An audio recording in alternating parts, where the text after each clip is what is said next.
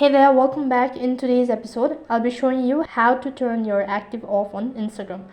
So in order to turn off your active status on Instagram, it's very simple. You need to update your application first of all. After that, and then go ahead and head over to your profile page by tapping on the profile icon. Once you're on this page, click on the try bar icon right on top. Go to settings, and on this page scroll down a bit and you'll be able to see privacy. Over here as well, scroll down to the bottom, click on active status.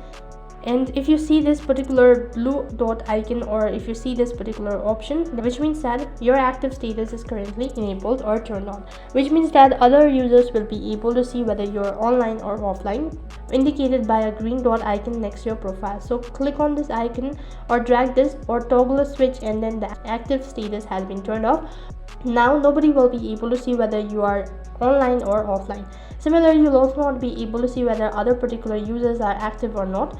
So this is how you can turn off your active status on Instagram. That is all for this video. I hope the video was helpful. If it did really help you, make sure to like, share and subscribe to our channel.